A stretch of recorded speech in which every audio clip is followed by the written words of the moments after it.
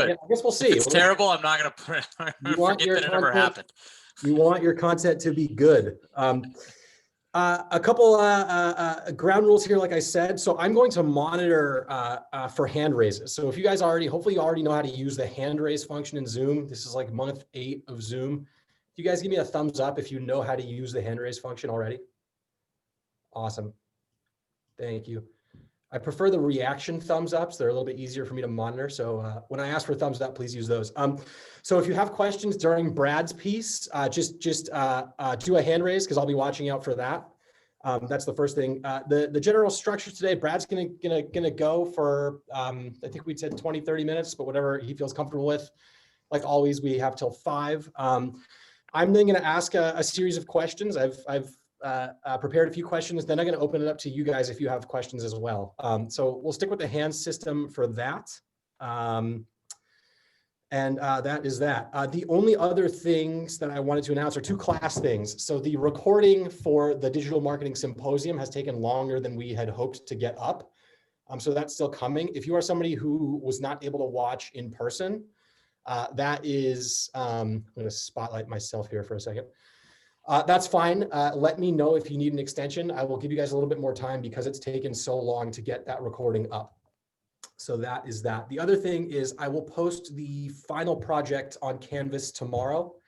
I can send an email if you guys want when that is posted. So by a show of thumbs up, give me a thumbs up if you want me to send an email after I post the final project. Okay, that's pretty much everyone. So I will do that. I don't want to spam you guys. I've been sending a lot of emails, but I do want you to be aware when I post things. So that's the balance. Okay, with that, I'm going to introduce Brad. So Brad is the co-founder of SC Digital, which is a fast-growing digital agency located in Portsmouth. He went to UNH. He got an MBA from Paul College. He was an undergrad at UNH as well, and he's also he's done teaching here at UNH as well. So this is not an unfamiliar thing for him. So with that, Brad, you are free to share your screen. I'm going to spotlight your video so people can see you now. Oh my gosh. How does it look? Let me do someone random. We put that back on gallery. I can go back to gallery if you prefer. No, I'm just joking. It's fine. All right, cool. Well, thank you guys very much for having me. I'm really excited to be able to sort of come back and do this and chat with you guys about digital marketing, which is something that I really love. And I, eat, sleep, and breathe digital marketing. And I love UNH. So happy to be a resource for you guys beyond just this conversation as well in any way that I can. Just to give you like a really quick background on myself, just so you kind of get a feel for who I am. And I do know what I'm talking about. Basically, I grew up in the automotive industry. I was inside an auto dealership or a series of auto dealerships, actually doing all the digital marketing and websites and advertising and so on, because I was basically the young guy that always knew. I was the only one in the dealership that knew how to use a computer. So they said, make him do the website and all the other internet stuff. So that's sort of how I cut my teeth. In 2017, I sort of bored of being on the inside and doing the same thing over and over again. So I wanted to go out and do my own thing. My cousin, who owned a very small agency at the time, said, hey, I got clients. They want digital marketing services. I can't do this all by myself. Why don't you come join me? And we created Solomon Consulting, which quickly became more than just the Solomons, me and Matt. So we changed the name to SC Digital because it's a lot more indicative of what we actually do. And now we have about 130 clients all over the country and in a few countries, as a matter of fact. So, and we love it. And we've grown really fast. We have amazing people. We've got some pretty darn good processes and procedures, and we really deliver for clients in a pretty big way. Our typical target client is sort of either the solopreneur or the smaller business, like the very small business. But we also have some medium-sized businesses and some multinationals as well. There's a very, very large physical therapy operation that has 186 clinics throughout the country, and we do all their digital. So it kind of runs the gamut. So I'm just going to kind of share with you guys some questions that we had talked a little bit, Justin and I had talked a little bit about. coming out of college, if you're going to be interviewing at an agency, there's definitely questions that they are going to ask you, but I think equally as important are the questions that you ask of the agency. They will demonstrate that you have done your research, that you know what you're doing, and that you're, that you're a good find for that agency. So I'm going to kind of tell you what they are. If somebody were interviewing with me, some things that I would appreciate if they asked, and I'll also sort of give you an idea of what some answers to the questions may be that you'll get from within my agency. So I'm going to share my screen, and here we go. So number one, I asked to have this sort of branded up with the Paul College colors. They did all right, right? It's blue and orange. Those are still the colors, right? Wait, hang on one second, Brad. This might just be because I'm the host, but can you guys see Brad's screen? Thumbs up if you can see Brad's screen. All right, my computer's being weird, you guys. This is not, my computer's being weird, which is tough if you're, teaching digital marketing. Sorry, continue, Brad. Hey, listen, if it makes you feel any better, I actually don't know how to use the raise hand thing. I was on a thing earlier today and they were saying that you got to use the raise hand. And I was sitting there like, I actually don't know how to do that. I'm just used to just talking whenever I want to talk. So it's maybe one of you guys can show me what to do afterwards. All right. So question number one, I think that it's very, very valid and very important that when you are in an interview, you ask how your success is actually going to be evaluated, how you are going to be evaluated, and specifically the metrics that are going to be used to evaluate your performance. So, for instance, there's a lot of companies, as I'm sure you know, that operate sort of on a, we'll just take it as it comes. We'll just see how we do, we'll just see how we feel from day to day. And that's a really hard environment to work in, I think, when you're just getting started, because you don't really know if you're doing well or if you're doing poorly. If there's no annual review or 6-month review with your boss or whoever you report to, it's really hard. It's really hard to understand if you're doing a good job and also where you're going, what the ladder is going to look like for you. If nobody ever takes you aside and goes, all right, here's the ways that we're measuring your performance. So, depending on the job that you're going for, I think that the answer to this question is obviously going to vary. If you're going into an entry level sort of support type of position where you're just handling client requests as they come in, then you're probably going to be evaluated based on things like the number of support tickets that you close out or the speed at which you address a support ticket. If you are working directly with clients, then some of the metrics that you might have are, number of positive ratings that you get from your clients, or the number of positive reviews that you are able to generate is a really good metric that we like to use in our agency. Now, if you're managing campaigns specifically, then the metrics will obviously be based on the campaigns that you're managing, right? So if you're managing social media campaigns, then your metrics are probably going to be average ROAS, right? Or which return on ad spend, or average cost per click, or average click-through rate, or average search impression share, right? So these would be metrics that I would look at and go, okay, well, or average number of leads generated, or amount cost per lead. Those would be things where I would take a look at the numbers that are coming through and the person that's managing that account and say, this is great that your cost per click is really low and that your click-through rate is really high, but there's no leads. There's no leads, or the cost per lead is 2 times really what it should be, and the client's actually losing money. So let's try and figure out why the cost per lead is so high and make it lower. Improve that metric. And there's a lot of different ways that you can do that.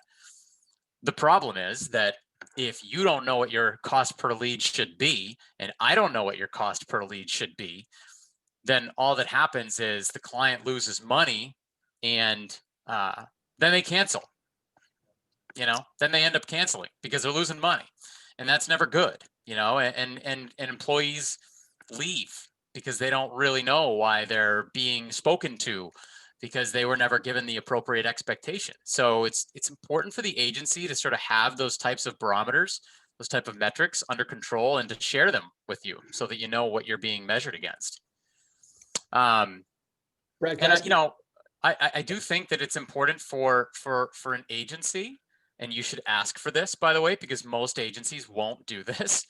I think it's pretty important for you to get a review once every 6 months, where it's, you know, here's the things that you're doing really well, and here's the things where I really want you to, you know, I want you to focus some energy, not because you're not doing them well, but because in order to get to the next level, you gotta nail these things, right? So here's what I want to see you work on over the next 6 months to 12 months, and then let's come back to this. And then perhaps compensation is tied to that, or, you know, other perks are tied to that. So that's something that I think as a newer hire, you should ask about. And that's sort of the stepsister to this question is, how often do I get a review? And if somebody asks me how often they get a review, then I go, I'm hiring that person because they care about that. And most people are not going to ask that question. Justin, do you have something you wanted to mention? I wanted to ask you about an example of a lead-based business. I typically am, you know, typically when I'm thinking about digital marketing, I personally am thinking about sort of like direct-to-consumer sales type things. Could you just give an example of a lead-based business? Sure. We have a lot of clients, for instance, that are, well, we have a local roofing client, right? So he owns a big roofing company, and he's got 30 people working for him, and he's got to keep their pipelines full. Like, he's got to keep them on roofs, and he's got to keep them doing siding, and he's got to keep the sales process going. And the only way that happens is if he's getting leads and his phone is ringing. So our primary responsibility is to help him get leads and make his phone ring. And so, you know, that's what it is. It's, hey, how many leads do you need this month? Or do you need more leads, less leads? That's pretty much what it is. But auto dealers are all lead based. And by leads, I also mean phone calls, inbound messages. If we're talking about things like Facebook Messenger, those are all leads. You know, so people in the service businesses, I was talking with an IT company earlier today. You know, he needs leads.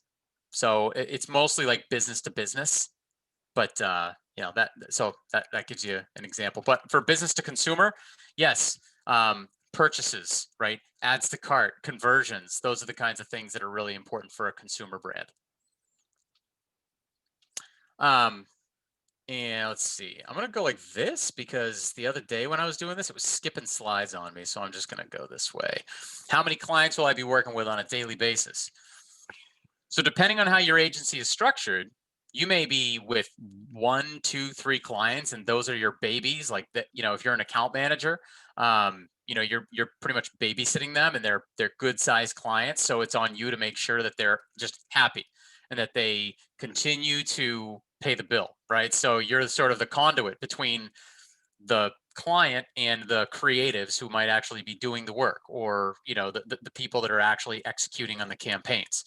If you are one of the people that's actually executing the campaigns, then, you know, you may be working with 20, 30 accounts on a daily basis. You know, you may be overseeing 20 or 30 different Google ads accounts or Facebook ads accounts. And it can be daunting, like, oh, geez, how am I supposed to do that and do a good job? Well, you know, there's ways. And a lot of it depends on what type of clients you're working with. You know, if they're higher volume, higher dollar amount clients, you know, with bigger retainers, then they're going to need, in many cases, more TLC than clients that are, you know, maybe at a lower level. That said, I've also seen the opposite be the case, where the clients that have the highest retainers and, you know, are paying the most, they don't need any babysitting. They're happy. So it's kind of a mixed bag as far as that goes, but it is worth asking, what am I getting into? And there's no real good metric for this because every agency is a little different. You know, we have 7 people in our agency, 7 full-timers in our agency, and about 125 clients. So there's people in our agency that are touching 30, 40 client accounts on a daily basis for a variety of reasons. Caitlin, the general manager, Angela, Fedian, the, you know, one of our directors of digital marketing, she's in there monitoring accounts all day, every day. So it's not out of the ordinary for her to touch 30 or 40 accounts in a day. So it really just depends on the agency structure, how it's kind of set up. And in our agency, everybody kind of does a little bit of everything with some specializations in certain areas.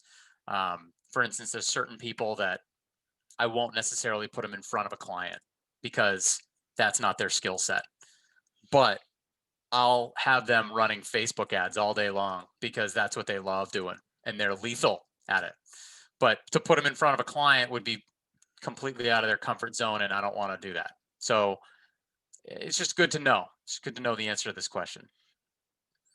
And also, if they can't give you a great answer for it, it's okay. It's not a, if they say something like if you asked me this question, I would appreciate that you asked this question, but I would not have a great answer for you. I would say part of this is planning things out, and then the other part is being able to roll with the punches, take the day as it comes. Because there's sometimes when you'll work on one client all day or all week, and then other times when it's just going to be one thing right after the other. What will my day-to-day look like? So right to that point, what is it?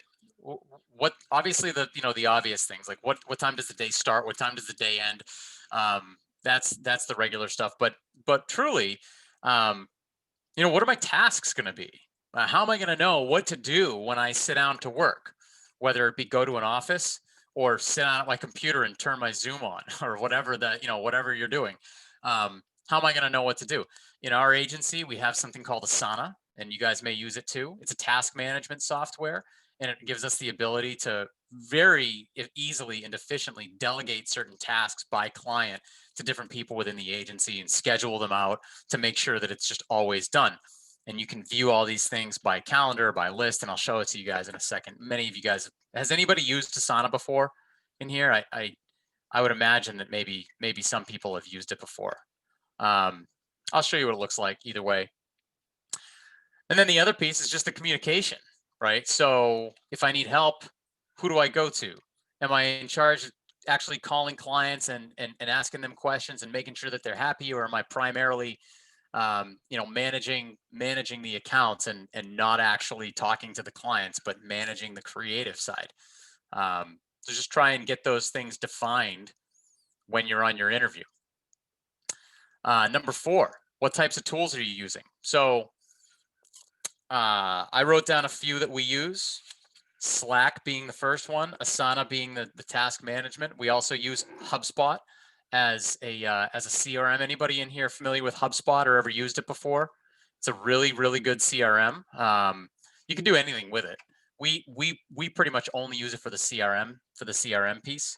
Now we also have like rank tracking software, so we do a lot of SEO, and so we use things like Mangools and SEMrush to help us manage the actual ranks that clients are getting on their websites, their keyword ranks. We also use a tool called TapClicks, which essentially aggregates all of a client's information into one single dashboard so that the client can actually access it on their own if they want to, which we find to be very, very helpful, because in the past, when we've done client reporting, it's been a nightmare. They're getting a report from Google Analytics and Google Ads and Facebook Insights and Google My Business and SEO and SEMrush, and it's crazy, right? So we've switched to a platform called TapClicks, which really combines all of that and makes for a much better experience. And by the way, I mean, if you are managing clients, nothing will put somebody to sleep faster than showing them the Google Ads dashboard. And not only will they put to sleep, but they'll be mad. They'll be upset. They'll be insulted. So, I usually don't do that unless I'm on the phone with the client, walking them through how everything works, because it is truly daunting if you've never looked at it before. Same goes for Facebook ads. Same goes for the Creator Studio. It's just not, if people aren't programmed for it. So we've had to take it and make the information a lot more readily accessible and easy for them to, be able to understand. Creator Studio is a tool that we use. That's by Facebook. And then of course, Zoom.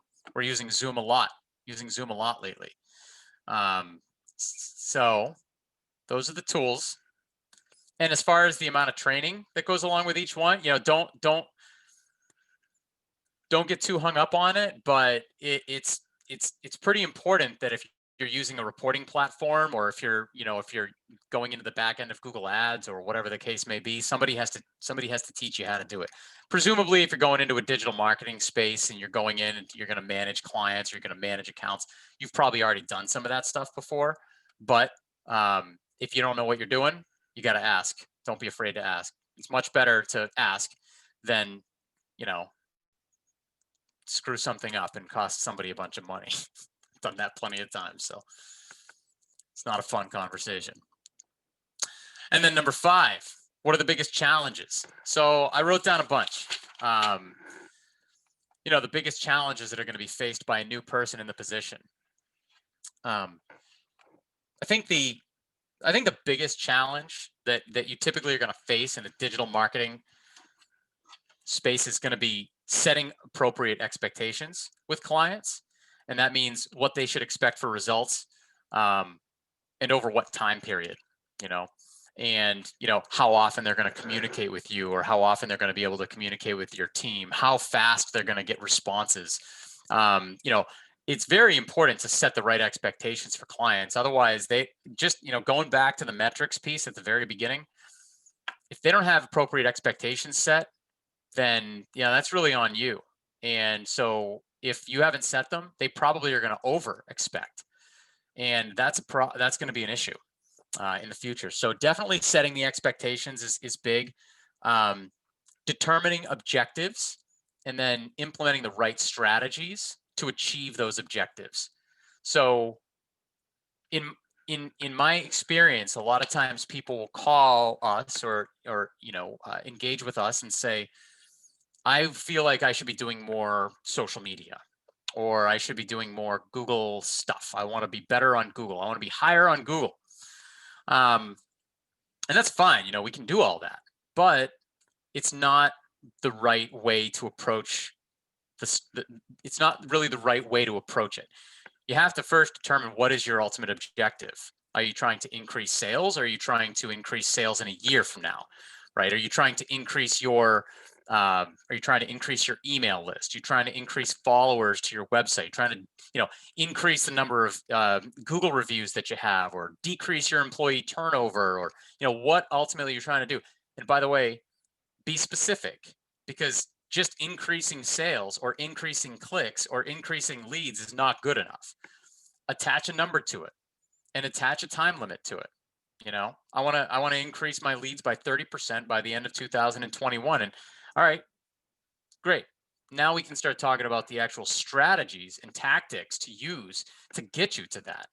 So if you tell me you want to increase leads by 30% in 2021, okay, let's talk about where your leads are right now. And are there more for you to buy? And how much is it going to be for you to buy? And how are we going to be able to do that? What do we need in order to make that happen? So track your objectives, set your objectives and track how well you're doing to accomplish them. It's the main thing that people miss. They just go in and they spend money and they're not happy with the results that they get. That's what happens with clients, and it's the agency's fault. Truly, because the client doesn't know any better. It sounds like it's been an issue, not an issue, but it's something you've experienced personally in the past, Brad.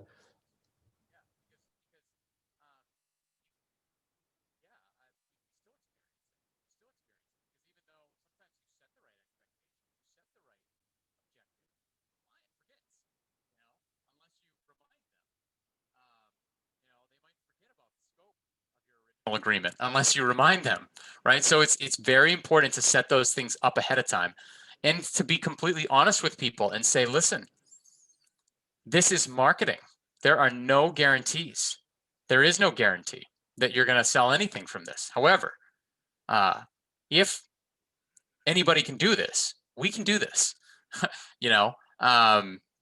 But yeah, that is the key thing that I think a lot of times agencies miss, and I can't stress that enough. Understand the difference between an objective and a strategy. Many times business owners don't even ask the right question. They're like, what is the strategy that we're trying to accomplish? I says, that's not the right, that's not right. No, it's, think about what the goal is and then the steps that you can take to get there. And a lot of times there's going to be 20, 30 different steps. Another key challenge that I wrote down here is using the right tool for the job that you're trying to actually accomplish, right? So if you're a hammer, then everything looks like a nail, but not every job requires a nail. So if you are a Google Ads person and you love Google Ads, like me personally, I love Google Ads. I would run Google Ads all day long before I run Facebook ads, because Facebook ads to me are harder, and Instagram ads, and yeah, so they're just harder, and whatever. Google ads come easier to me. But if somebody has a business where Google ads is not the right tool for them to generate interest, then I'm not going to advise that they use it, just because it's what I know. And by the same token, Facebook ads would be the same thing. I often use the analogy of like last couple of months ago, we got locked out of our house. And so I'll tell you what I didn't, and I'm sitting out there on the porch, right? And I'll tell you what I didn't do. I didn't go to Facebook and look for a locksmith. I went to Google and looked for a locksmith, and I called the first person I found, and they came out, they took care of it, and we're good. If I had gone to Facebook, I'd still be locked out of my house right now, because that's just not what it's there for. So if somebody's in a business that requires a predetermined need, like being locked out of your house, or having your toilet overflowing, or having your roof have a leak, then the right tool is likely Google for them, because that's where people go when they have a need. If your client has something that is more abstract in nature, or you can inspire people to want it with the right messaging, then social media is a great place for them. Because if I own a restaurant, and I show you guys an amazing picture of like a cheeseburger or something at 11:30 on a Friday night or Saturday night or whatever, then I might incite some interest in that.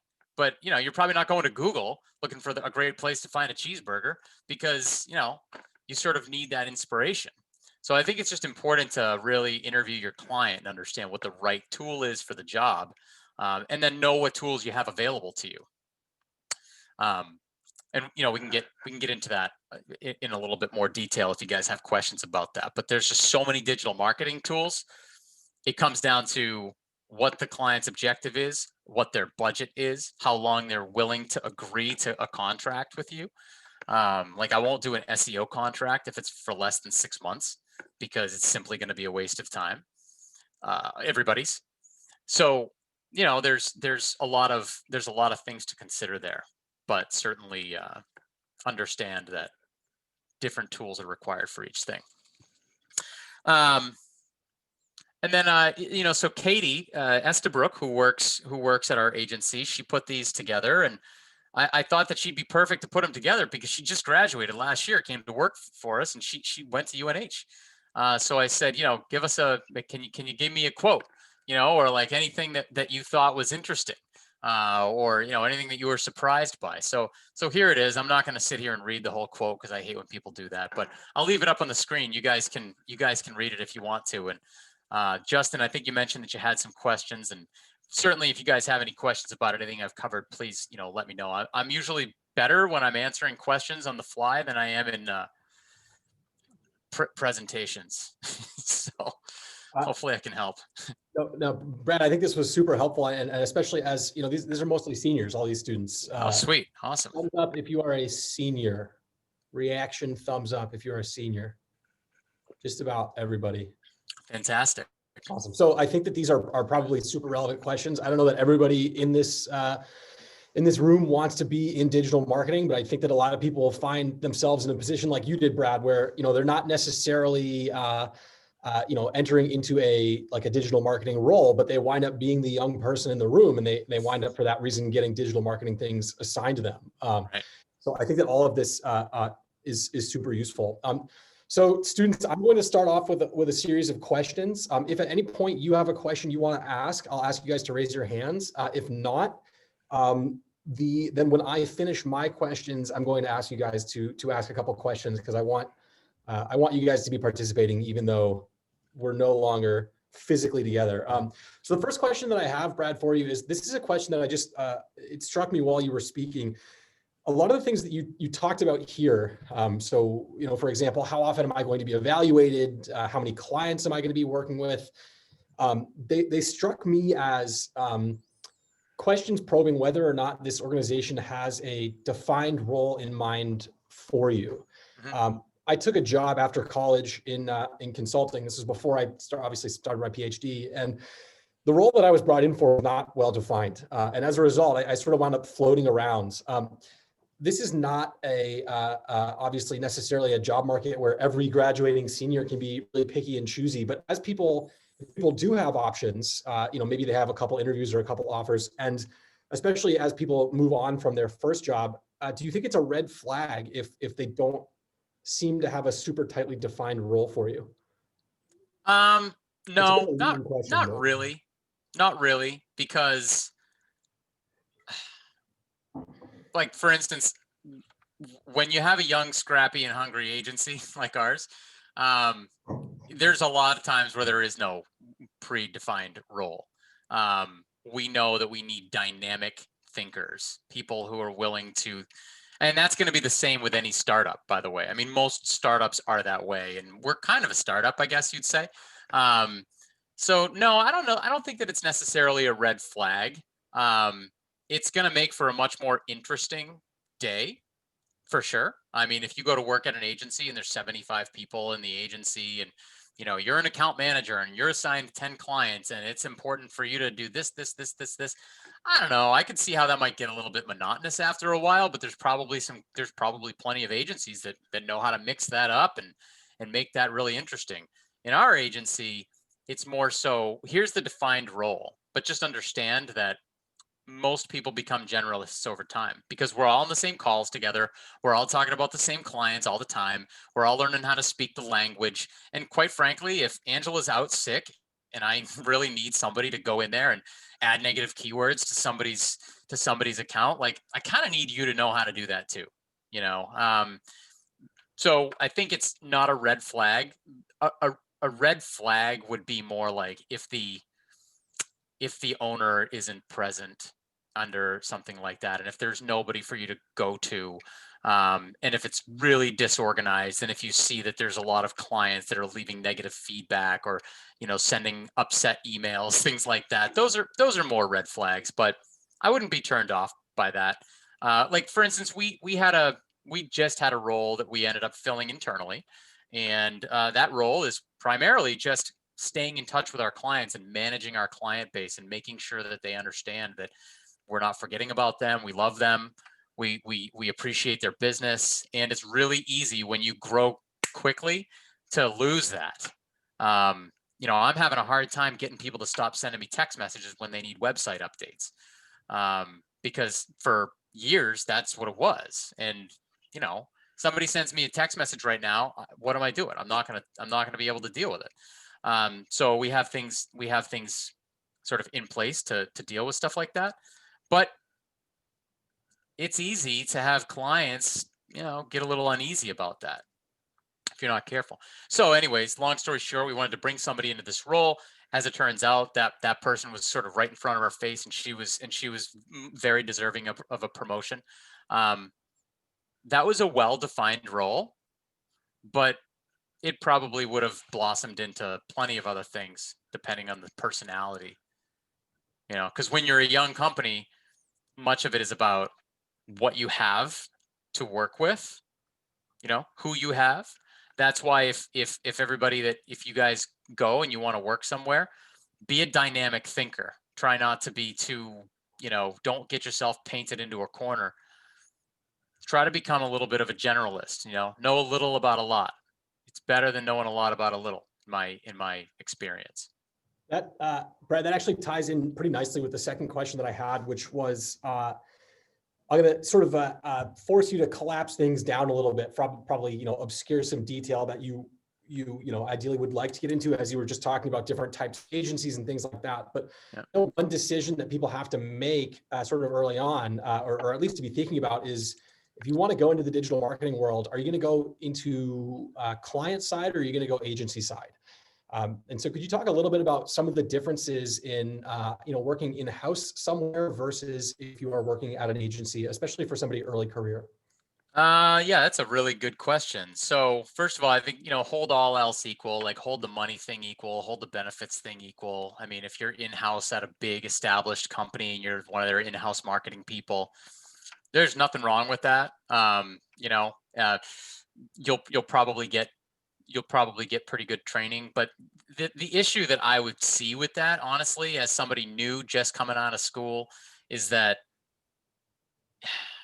like unless there's other people there who really know what they're doing, you're going to sort of be by yourself.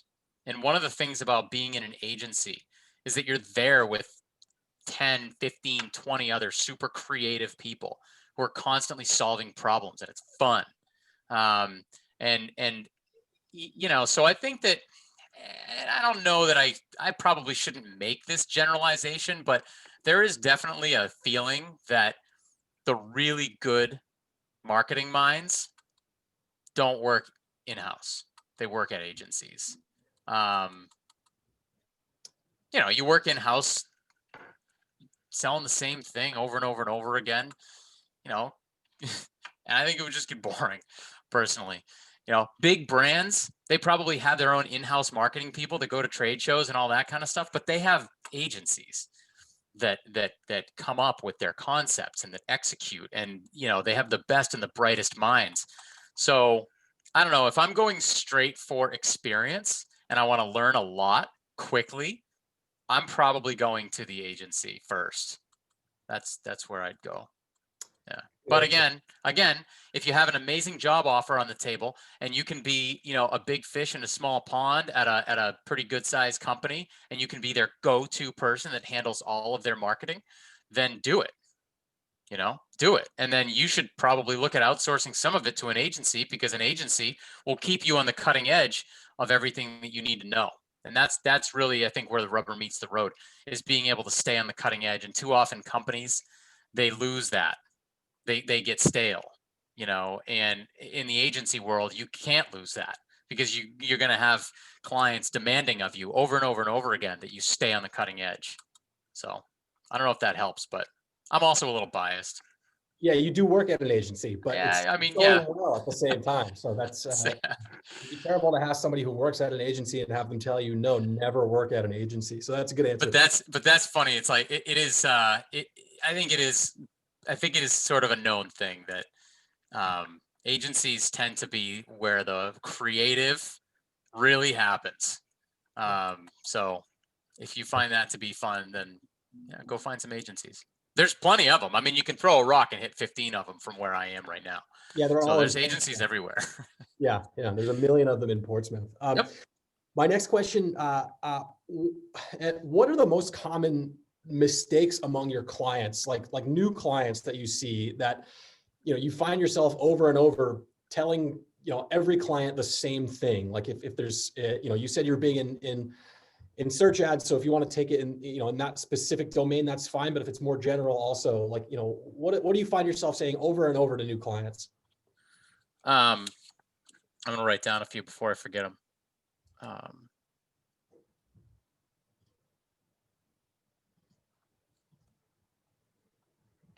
All right, so here's a couple. One is a very basic thing, and then another one is like a bigger issue, and it's a big issue for the agency, actually.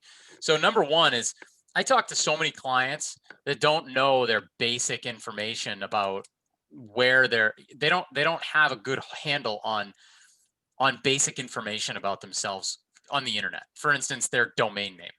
I don't know how many clients I've talked to that don't know the username and password to get into their GoDaddy account, where their domain name is. They don't know when it expires. They don't even know if they have access to it. It might have been the agency they had last year. The domain name for a client is the most valuable asset most of them have. I mean, it is their whole business. They could go buy a piece of property and it could be $1 million, and their domain name is probably more valuable than that, because the domain name is what holds all the weight. The domain name is what Google really understands to have authority. So if you own you know, xyz.com and it's been up for 30 years, Google thinks it's valuable, you know, because it has that type of, we can get into domain authority and all that kind of stuff. I don't know if you guys have talked about that, but I talk to a lot of business owners that don't, number one, they don't understand that. Number two, they don't know where the domain name is, which is a problem for a lot of reasons. Obviously they could lose it. Somebody else could just buy it if it expires.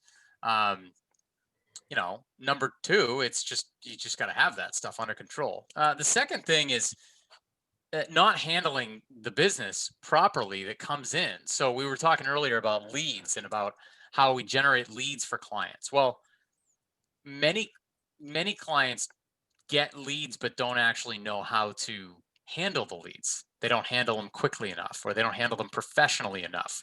They don't call the client. They instead text them and give them too much information. Like, so they don't actually have the sales process ironed out. So I can generate all the leads for you, but if you don't know how to close the deal, then you're never going to be able to make money on the investment you're making with me.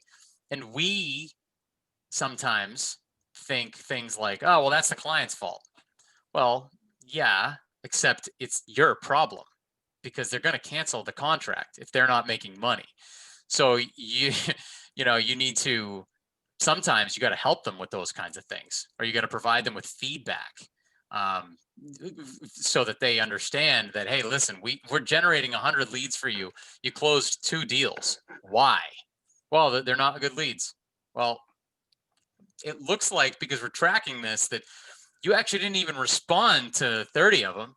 So, you know, it's so that's another major mistake that we see. And then the third one is just, you know, not like, if a client doesn't have an identity of what they want their brand to be, or if they don't really have a clear direction of where they want their business to go, becomes a very hard thing for a marketer to deal with. You know, case in point, I got a client who's always got a new amazing idea, this new thing that they want to do. And, you know, they call us about it and it's great and we'll talk about it and everything. But the next week I get another call about something else. And I'm kind of having to bring them back down to earth and go, look, last week's idea was just as good, if not better than this week's. You only have so much money. You only have so much budget. So how do you want to allocate your budget? Do you want to go after this service, this service, this service? Which one do you make the most money on? We got to make those decisions now, because it's going to start to matter. And honestly, if you're trying to be good at everything, you're probably going to you know, you're probably not going to be good at anything. You're going to suck at everything. So those are 3 main issues that I often see with clients, and we see them a lot in our clientele, because, you know, they tend to be small to medium sized businesses, and, you know, larger, more established, sophisticated companies will probably have a lot of those things under control. Yeah, I'll say 2 things in response just before I move on to my next question. First, by virtue of being in this class, you guys all at this point, there's low-hanging fruit out there, right? There's companies that don't know their domain name or don't have access to it, right? You guys all at this point already, based on all the stuff we've talked about, there's value you can add to these places. So I'm hopeful that you will all find excellent jobs doing that. The second is Thursday's class. Tune in next time, Thursday, for our classes about naming. And how to name a business, how to name a product. And we're going to be talking a little bit about domain names. We've talked already a bit about domain authority. So for some reason, now that we're not in person, I feel like I'm hosting a podcast instead of teaching a college class. So tune in Thursday for an awesome lecture by me about naming. Okay, next. Real quick, can I just say something on that? Have you guys talked at all about how important it is to name your business, what you want to rank for?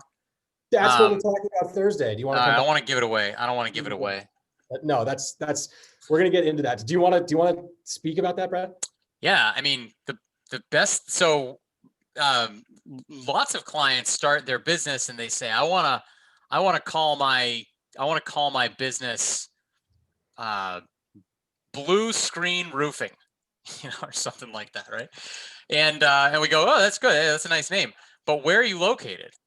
And when people are looking for roofers near them, do they type in Blue Screen Roofing, or do they type in Seacoast NH Roofers?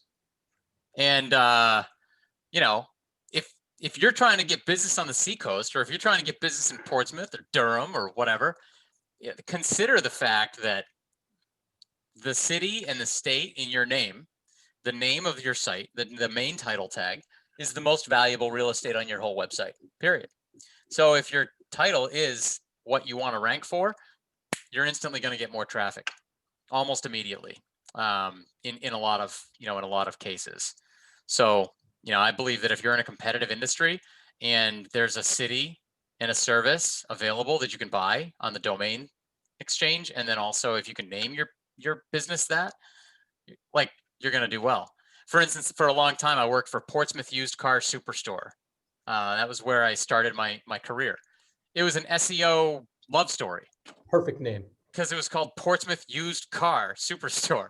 So if you typed in Portsmouth Used Cars, it was just naturally the one that ranked top, because that was the name of the business. Google didn't really understand the difference. Those are things that people really need to understand, that they should think about when they name a business, for sure. So anyway. That's yeah. Tune in again Thursday. We're going to be talking a lot more about that, and that's great that came up today. I'm really glad that came up. I've got one more question, and then three quick sort of true falses that I wanted to ask you before I open it up to the class to raise hands to ask questions. So my last question before the quick hit true falses is the obligatory COVID question. Oh yeah.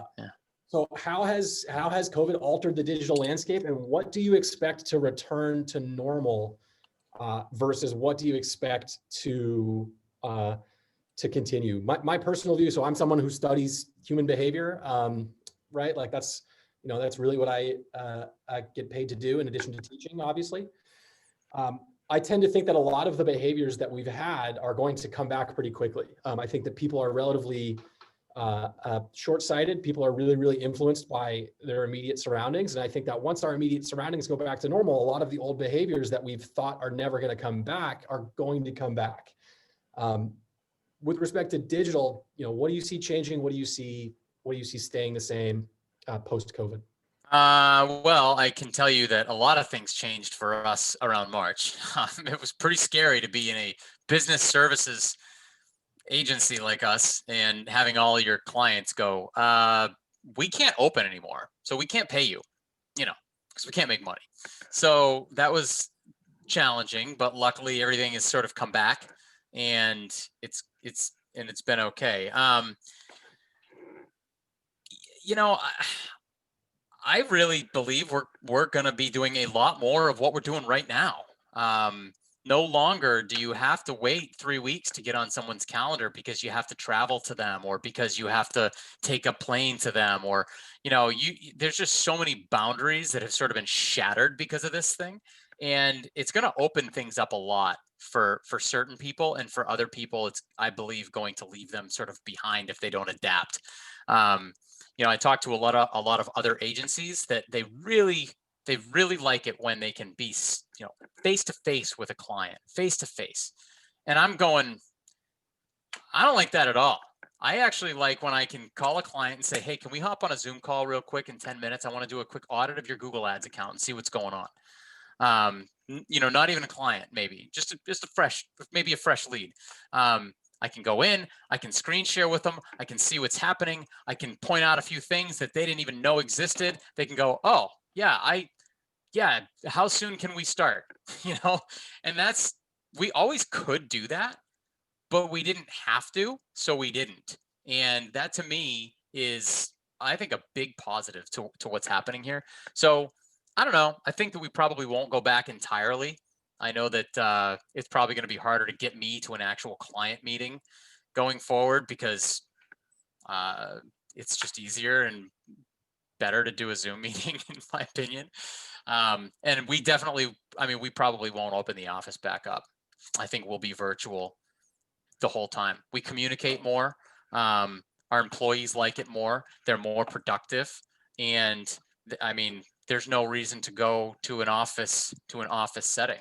I don't like going to an office personally. And I think some of our employees do. That's fine. We have one. We still have an office in Portsmouth they can go to anytime they want to if they feel safe, but we don't make them. We don't make them go meet with clients. period. So I don't know. We probably won't change much. Awesome.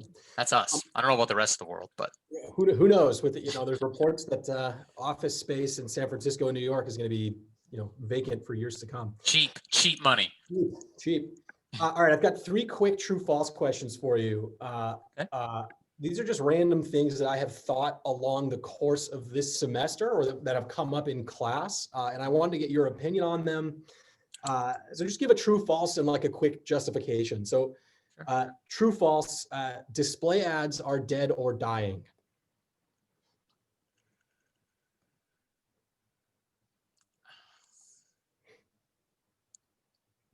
It's really situational. That's really situational. I don't think they're dead or dying, really, but it's highly situational. For instance, there's some display ads that are very effective. Look, it's to me, it's not about the placement. It's not about the medium. It's about the offer and the creative. If you have a good, strong offer and compelling creative, then you can place it anywhere and it's going to get traffic. And honestly, display ads are the cheapest way to advertise. So if you actually have a good offer to make to people, then display advertising would probably be the way to do it. Display advertising is useless if you don't have a good offer. Then you're just going to drive a bunch of accidental cheap traffic to your website that people, errantly clicked on your ad when they were trying to play Candy Crush or whatever people play on their iPhones. So, I don't think that they're really dead. I think that with a great offer, you can make anything work, and display is probably a really good place to be. I just want to tell you guys something. I'm not sure if you guys want to read a book, but I would imagine you do. This is the best book I've ever read about marketing, right here. Sell Like Crazy. And I'm not like I'm not a paid endorser of it. This is an amazing book. He talks about how to craft an amazing offer, how to write good, compelling copy. He uses the example of like Casper Mattress, who, took an industry that was completely, for lack of a better term, sleepy. Nobody cares about mattresses, except, now Casper comes along and says, hey, how about a free mattress for 90 days? And we'll send it to you in a little box so that you don't have to, bring a truck. And, if you don't like it, you can just send it back, 90 days free. And people probably looked at Casper and they were like, these guys are crazy. They're going to go out of business tomorrow. And Casper was like, no, that's all right. And then they're putting everybody out of business. Because they made an offer that was absolutely ridiculously amazing, and it kept the competitors up all night, freaking out about it. The owners of Casper were probably a little bit nervous about what was going to happen. An offer is only good if it makes you nervous to offer it. Things like Carvana. I mean, think about the offer they're making to people. You never have to go talk to a car salesperson again. You've been told forever, the car salespeople, you got to stay away from them. We're going to make it so you never have to talk to them again. And of course, everybody in the auto industry is saying, that'll never work. It will. It will. You let me buy a car out of a vending machine, it's going to work. And then, so I don't know. I'm not a big proponent of display ads are dead. If you got a good offer, it'll probably work. Awesome. Okay, my second true false. TikTok is as important as Instagram. As important. Depends on the audience.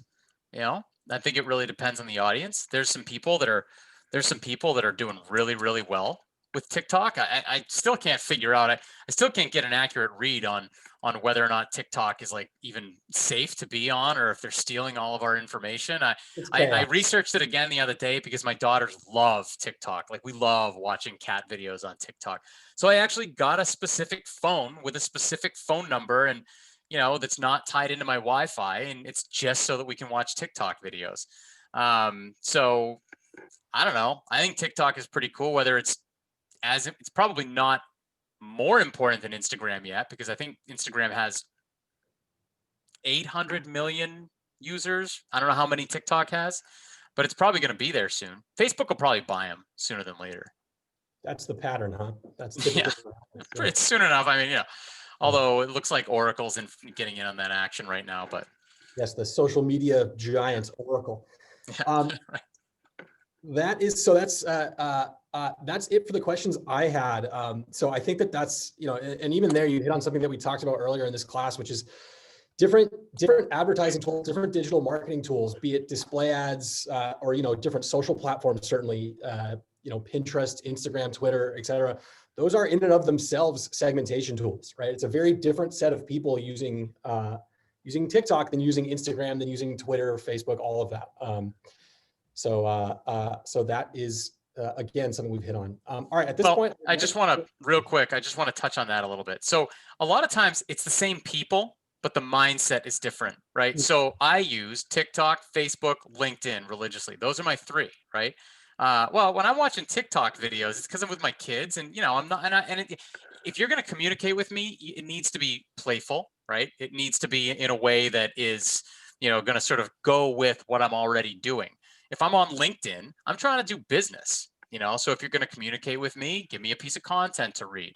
And if I'm on Facebook, I don't know, it's an entirely different thing. Give me a video to watch, or, something that stops my thumb in some way. So it's the same people, but it's the mindset. So if you're making content, repurpose it based on the platform that you're using. Same goes for YouTube. So, yeah. Great point.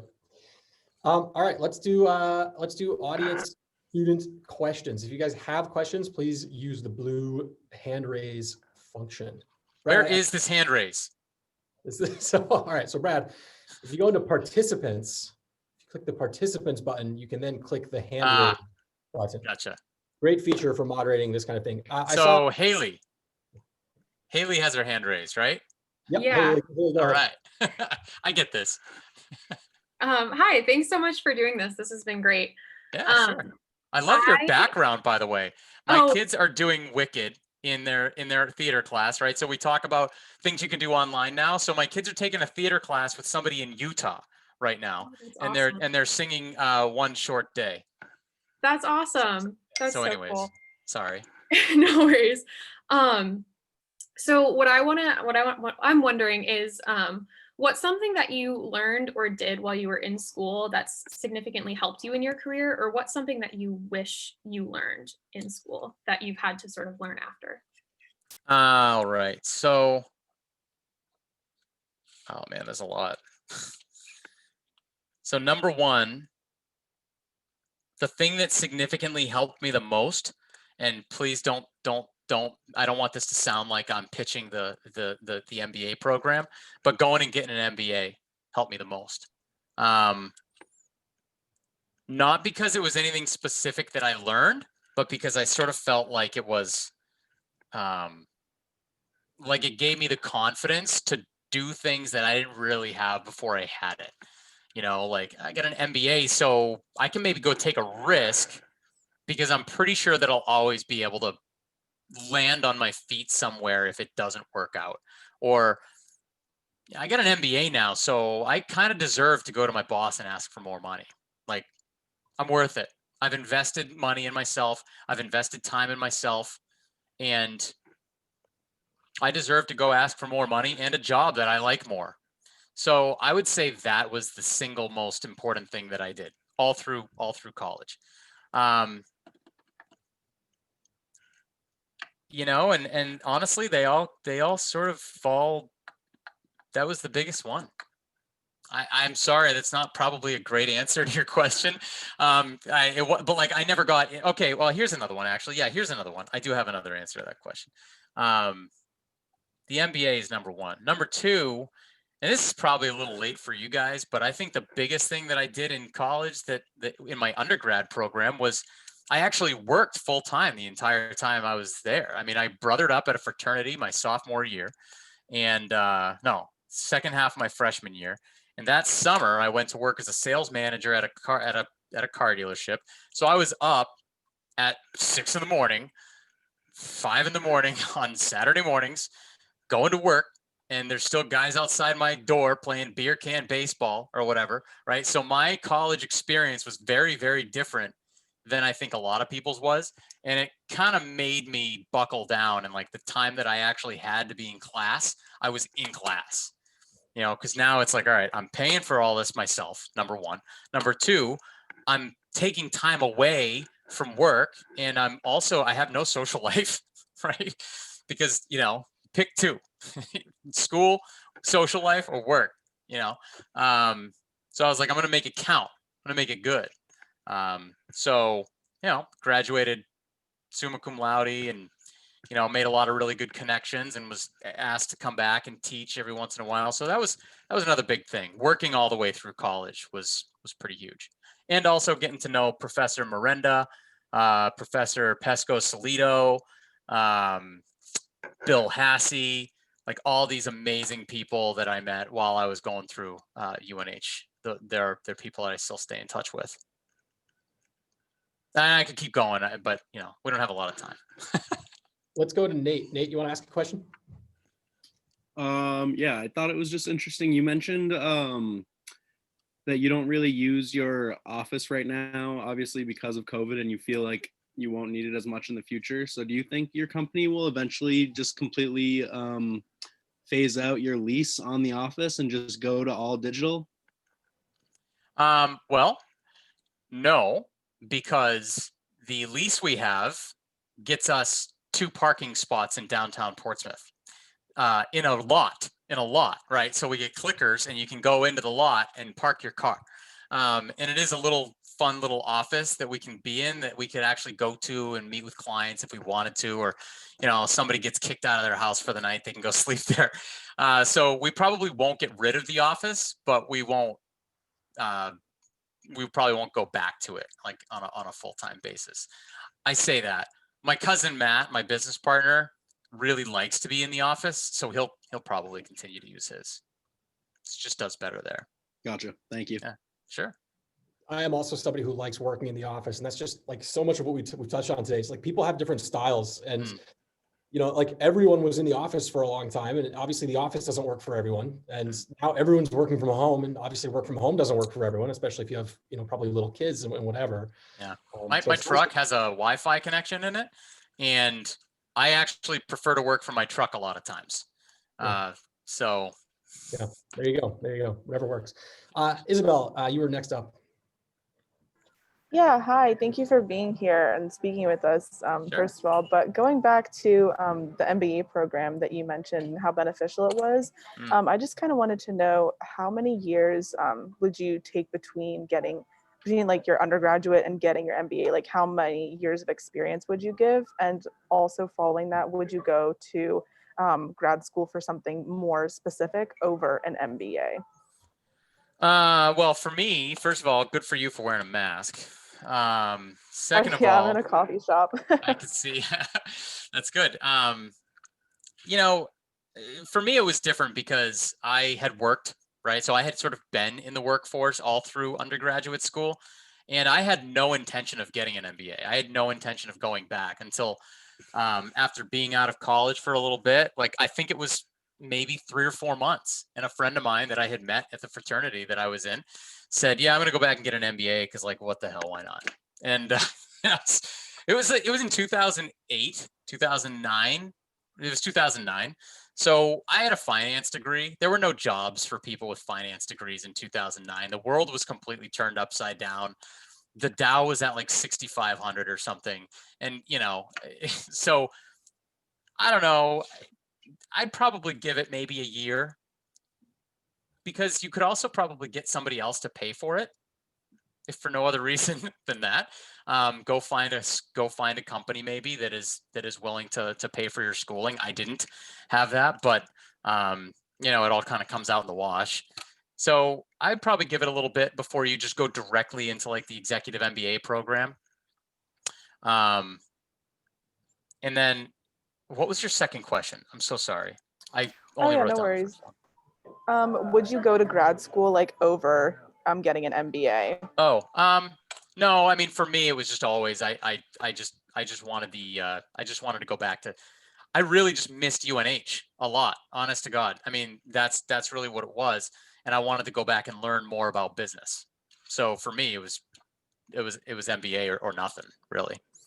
I wanted to take those higher level classes. I wanted content. I was 23 or whatever, and I wanted to really learn as much as I possibly could. So, and I did. I really missed the campus. I really missed UNH. Thank you. Sure. Last question before we profusely thank Brad for his time goes to Tommy. Yeah, hey Brad. So I was just kind of wondering if you were to kind of go back and put yourself in our shoes. I'm kind of someone that's not really sure what I want my first step into my career to be, like what kind of field I really want to go into.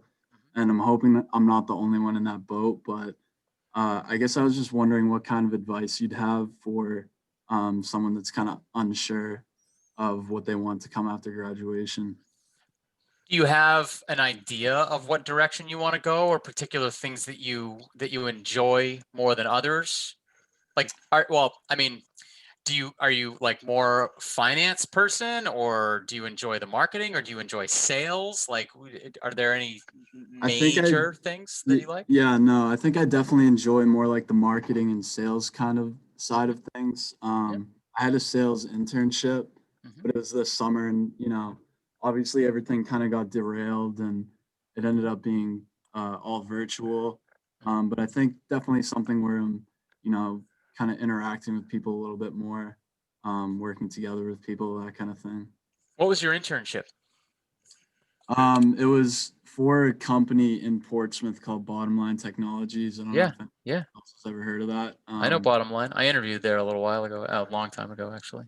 Yeah, and it was a great company and everything, but I guess I kind of got a little bit worn out of just like it was basically just making cold calls all day and trying to sell the same product to people, and a lot of people just wanted nothing to do with it. But I still kind of enjoy that aspect of interacting with people. So my advice to you, and obviously, we haven't really talked a whole lot, but my advice would be to lean into the sales thing. Lean into the sales. That if you enjoy sales, I would try to find a position of some sort where you can be with a large company with a good training program that may have opportunities in other parts of the company, that where you could go anywhere, right? You could go do anything, and they're out there. They're out there for sure. And the beauty of sales is that it's easy to hire a salesperson. It's really hard to bring somebody on board and pay them X amount of dollars, and those are very, very competitive positions, I think, right now. But a salesperson makes their own salary. A salesperson sits down and just makes things happen, so it's very low risk from the company's perspective, because if you're making a lot of money, it's because you're generating a lot of income for us. So I'd kind of lean into that while you try and figure out what you ultimately want to do. And if you're a good salesperson, if you develop those skills, then my opinion is that you'll be able to work your way into any position you want, into any department that you want. And if you want to explore finance, or if you want to explore marketing, or if you want to go work with an agency and you're a good salesperson, you can get into business development with an agency somewhere. But I would definitely try to hone that. That's what I mean. Honestly, that's what I did. I'm just telling you what I did. I was selling cars the day I turned 18 at a car dealership. Right. I was actually selling. You guys probably don't even remember this. You probably don't remember this because you're not old enough to remember this. But there was a time when people would walk up to you in the mall and try to get you to fill out like a form to win a free home security system, and that was me all day, like in the mall, walking, doing this thing, and that's kind of where I cut my teeth. I just always loved selling because I loved the fact that I never had to worry about money. And if you get the money thing out of the way, then so many more doors open up to you. So many more opportunities open up to you. That's why it didn't matter that nobody paid for my college, because I was making more money than people that were having their college paid for, and I didn't owe anybody anything. So, maybe consider that. That sounds like that's something that you enjoy. That's a skill set. Go with it. It'll take you pretty far. All right, thank you. Sure. And anytime you want to talk sales, you'll have my email address. I'll be more than happy to share anything with you that I can. I've been selling widgets, different. Just so happens that it's digital marketing services, and the money is better when it's your company, by the way. But you won't be able to start your own thing unless you have that, unless you have that confidence. Yeah.